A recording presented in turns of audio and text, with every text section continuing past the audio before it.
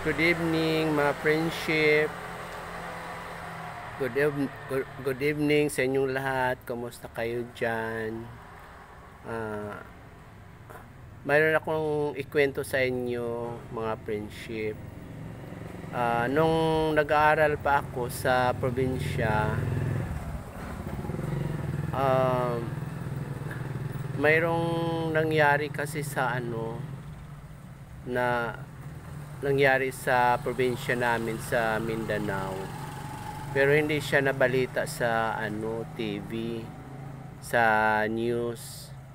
Lang, pag sa probinsya, pag may nangyari, hindi siya nakaano sa social media or kasi dati wala pa namang cellphone.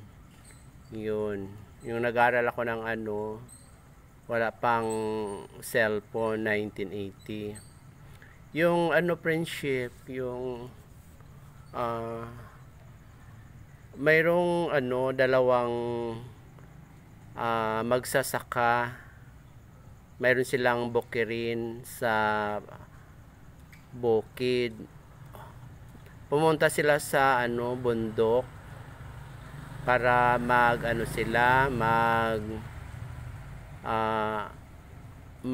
ng niyog, para kukunin aakyatin nila ang mga niyog, gagawing kopra. Kukoprahin nila yung mga niyog.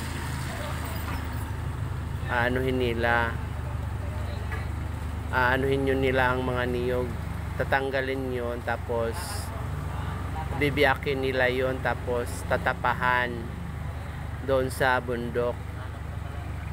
Bali, pag tinapahan nila yung niyog, nila yun, isalansan nila yun. Bali, babalatan muna nila yung niyog, tanggalin yung mga bunot, tatanggalin nila yung bunot, tapos bibiyakin, tanggalin yung sabaw, tapos mayroon silang tapahan. Bali, tapahan yan, yung lupa na malalim, tapahan.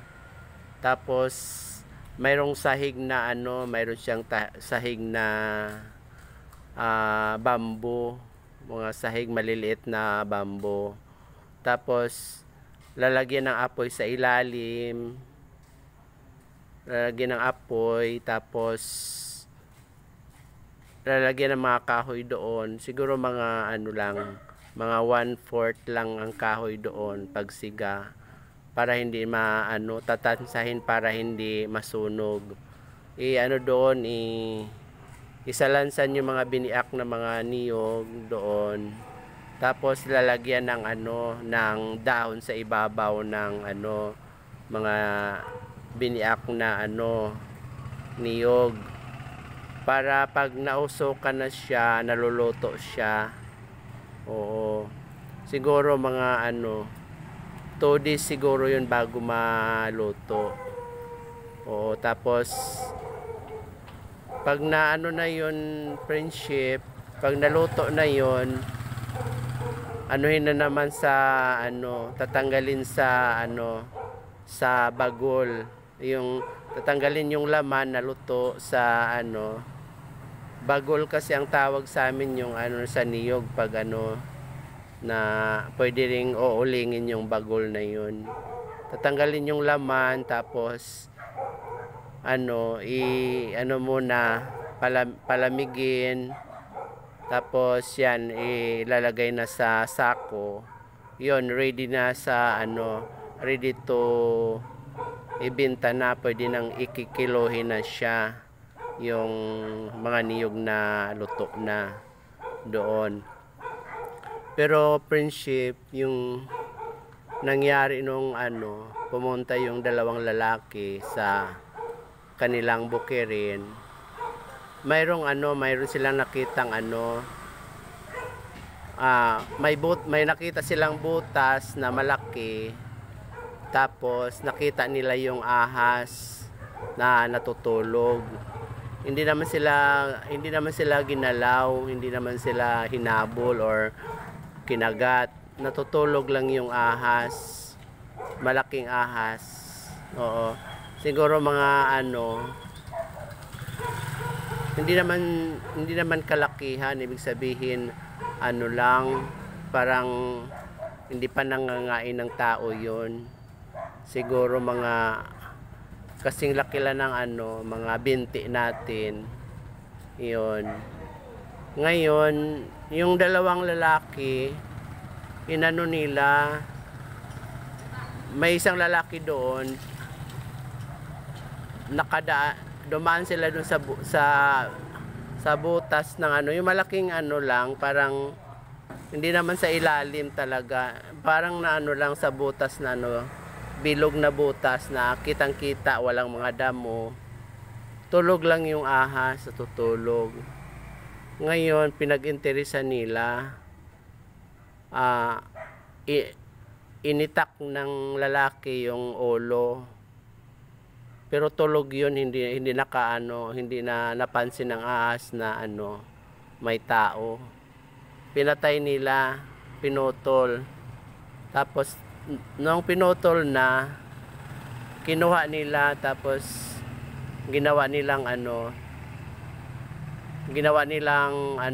ulam, ginawang adobo, inano nila. Nung kinain na nila, nabusog na silang dalawa. Pagkagabi, nanaginip yung lalaki na pumatay sa ahas. Ang panaginip niya, sabi niya, bakit pinatay mo ako? Prinsesa ako. Pinatay mo ako, wala akong kalaban-laban. Sabi ng yung panaginip niya. Kinikwento nung pumatay ng kasi natatakot siya. Yun, after 1 week na naginip siya, na siya, yung bali bigla na lang siyang within 1 week namatay yung yung pumatay sa ahas. Pero nanaginip muna siya. Kinikwento niya sa pamilya niya, kinikwento sa mga kaibigan niya na ganun ang nangyari, na naginip siya na bakit pinatay mo daw yung ahas. Isang prinsesa daw siya, sabi nung panaginip niya. Yun, within 1 week nakapagsabi-sabi pa siya sa mga na ganyan ang nangyari sa kanya. Namatay na rin yung nagkwento ng panaginip. Oo, namatay siya. Hindi na siya dinala sa ospital, bigla na lang siya namatay. Oo, tapos yung isa na kasama niya na hindi pumatay, buhay siya. Pero nakakain siya ng ahas. Hindi siya namatay. Yung namatay lang yung pumatay ng ahas. Yun ang kwento doon sa nung nag-aaral pa ako. Oo. Ganyan talaga, friendship. Pagka mayroong hindi ka namang ginagalaw ng ahas sa paligid, wag mo na lang siyang hayaan mo na lang siyang makaalis yung ahas or natutulog. Wag mo na lang siyang gagalawin pagka Oo. Tsaka hindi talaga pinapatay yung ahas. Kung siguro pag pag tinuklaw ka, siyempre ipagtanggol mo yung sarili mo. Pero hindi ka naman ginala, wag mo siya patayin. Oo, ganun yun. Kaya may mayroon tayong makukuhang aral doon na dapat hindi natin basta-basta pumatay ng ahas na natutulog, hindi naman or nasa lang siya sa malaking parang balon na natutulog doon na walang tubig. Yan, hayaan mo na lang siya dapat. Oo. Thank you mga friendship. Yan ang kwentong probinsya. Yan, mayroon pa akong kwento ulit na true to life story yun. Oo. Thank you mga prinsip. Bye-bye. God bless you all.